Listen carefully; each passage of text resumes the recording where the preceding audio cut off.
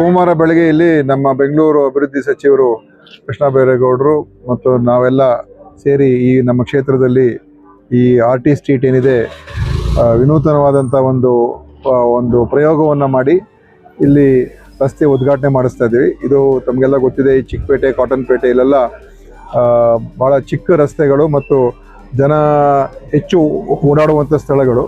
ಮತ್ತು ಇಲ್ಲಿ ಏನಾದರೂ ಬೆಂಕಿ ಅವಘಡ ಆದಾಗ ಇಲ್ಲಿ ಫೈರ್ ಇಂಜಿನ್ ಕೂಡ ಬರೋಕ್ಕಾಗೋದಿಲ್ಲ.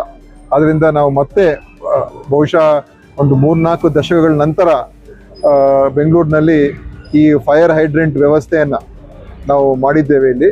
ಯಾಕೆಂದರೆ ಬರೋಕ್ಕಾಗೋದಿಲ್ಲ, ಈ ಫೈರ್ ಹೈಡ್ರೆಂಟ್ ಮುಖಾಂತರನೇ ನೀರನ್ನು ಸಿಗುವಂಥ ರೀತಿಯಾಗಿ ಈ ರಸ್ತೆಗಳನ್ನು ನಾವು ಅಳವಡಿಸಿದ್ದೇವೆ. ಇದು ಒಂದು ಭಾಳ ವಿಶೇಷವಾದಂಥ ಒಂದು ವ್ಯವಸ್ಥೆ. ಅದರ ಜೊತೆಯಲ್ಲಿ ಸಮಗ್ರ ಅಭಿವೃದ್ಧಿಯನ್ನು ಈ ಏರಿಯಾದಲ್ಲಿ ಮಾಡ್ತಾ ಇದ್ದೀವಿ.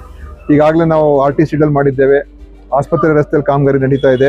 ಮತ್ತು ಇನ್ನೂ 5-6 ರಸ್ತೆಗಳು ನಮ್ಮ ಚಿಕ್ಕಪೇಟೆ, ಕಾಟನ್ಪೇಟೆ ಮುಖ್ಯ ರಸ್ತೆಗಳಲ್ಲಿ ಇದನ್ನು ನಾವು ಮಾಡಿಸ್ತಾ ಇದ್ದೀವಿ. ಭಾಳ ಒಂದು ದೊಡ್ಡ ಬದಲಾವಣೆಯನ್ನು ಈ ಕ್ಷೇತ್ರದಲ್ಲಿ ತರ್ತಕ್ಕಂಥದ್ದಕ್ಕೆ ನಾವು ಈ ಅಭಿವೃದ್ಧಿ ಕೆಲಸಗಳನ್ನು ಮಾಡಿಸ್ತಾ ಇದ್ದೀವಿ. ಆದ್ದರಿಂದ ಸೋಮವಾರ ಇದ್ರ ಜೊತೆಯಲ್ಲಿ ಬೇರೆ ಬೇರೆ ರಸ್ತೆಗಳ ಅಭಿವೃದ್ಧಿ ಇದೆ, ಹೊಸ ಶೌಚಾಲಯ ಒಂದು ಉದ್ಘಾಟನೆ ಇದೆ. ಇದೆಲ್ಲವೂ ಕೂಡ ಕೃಷ್ಣ ಬೈರೇಗೌಡರು, ನಾವು ಮತ್ತು ಅಧಿಕಾರಿಗಳು, ಚೀಫ್ ಕಮಿಷನರ್ ಎಲ್ಲರೂ ಬರ್ತಾ ಇದ್ದಾರೆ, ನಾವು ಸೇರಿ ನಾವು ಮಾಡ್ತಾ ಇದ್ದೀವಿ.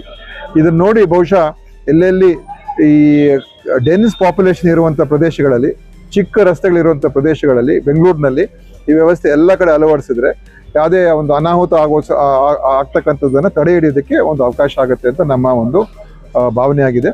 ಅದರಿಂದ ಖಂಡಿತ ಇದು ಯಶಸ್ಸಿನ ಒಂದು ದಿಕ್ಕಿನಲ್ಲಿ ಇದು ಹೋಗುತ್ತೆ ಅಂತ ನನ್ನ ಭರವಸೆ ಇದೆ.